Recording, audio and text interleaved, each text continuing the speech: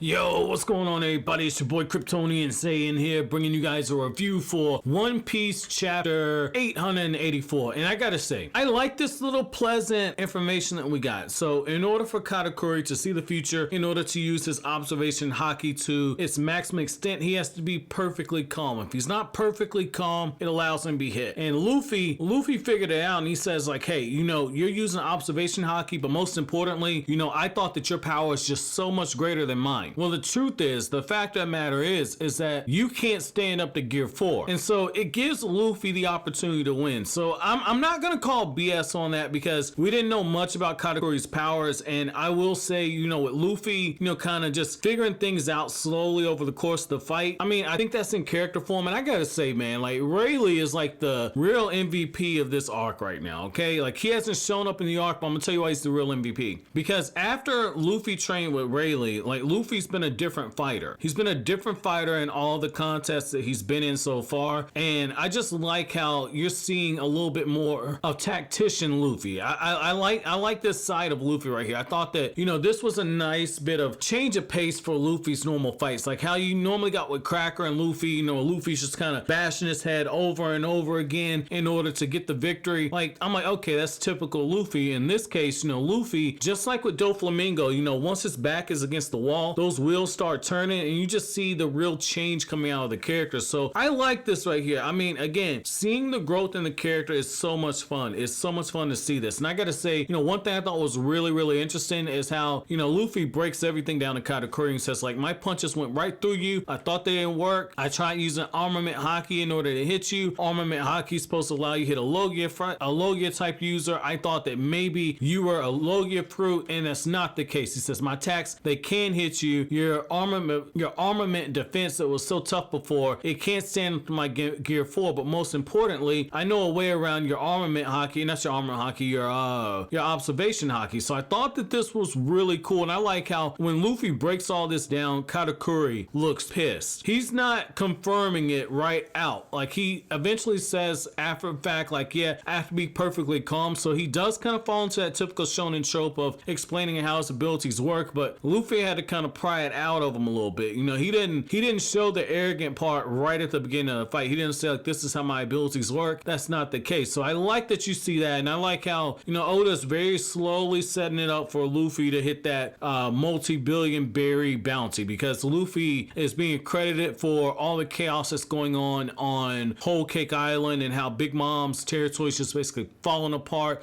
And then you got Luffy potentially beating Katakuri, somebody who's never lost a fight before. Oda is building everything up to where when Luffy gets that 6, 7, 8, 9, 10 billion berry bounty, it's gonna be earned because he's doing some stuff that's made out of legends. Again, Oda has people from the World Economic News here. He's got people from the world government here. I mean, this is gonna be interesting to see how Oda kind of handles this. And I think that most importantly, they're setting the Straw Hats up for being able to escape. So I thought that, it was cool that, you get this moment where, Pudding's father's out there and Pound is one to speak with, not Pudding's father, Chiffon's father's out there, and he wants to speak with his daughter. And what you get is this moment where, Pudding's like, oh, look, don't worry about all the commotion outside. We really just need to stay on top of everything. Broly's in there. She's spilling her guts. She's like, yeah, the Straw Hats are coming, but, they're going to be waiting for the captain. Luffy's going to be defeated by Katakuri. Big Mom's coming with her hunger pains. And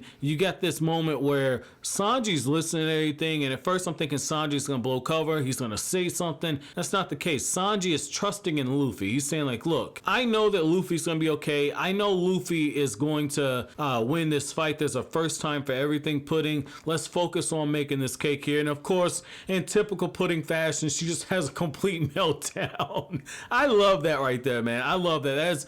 That's quickly becoming a gag I'm falling in love with. It's so classic, and just to see like Pudding with her different multi-personalities and how Sanji has that same thing with his hearts in his eyes. I thought that this was cool. It's still fuck Pudding. You know, my stance on Pudding has not changed, but I will say Oda's doing his best to try and redeem the character. I just feel like, you know, she just crossed the line. I feel like she crossed the line. You know, she went along with getting Sanji's family killed. She played with this man's emotions. You know, I feel like, you know, Pudding's too far gone, but, you know, Oda's trying to redeem her. Oda's trying to redeem her. So, I mean, it is what it is, man. So I thought that, you know, that part was a little bit interesting. The other thing is I like how when Oven is standing out there, he's like, yeah, you know, you used to be my stepfather, but you ain't my stepfather no more. And I like how when Pound's like, do you not know who I am? He says, yeah, you're my mom's 25th husband. I'm like, whoo, 25 people. Damn, Big Mom been run through. Big Mom been run through. Like, her pussy's the red line. Like, that shit is huge. Or the grand line. Like, Jesus. But I thought that was cool to kind of see that, and how, you know, you also get this moment where after all this stuff is going on, you find out that underneath the seas, the fishmen and it was Big Mom's, I believe, her daughter that she had with one of the fishmen. I can't remember the name, but they're the people that, if I'm not mistaken, Jinbe met with.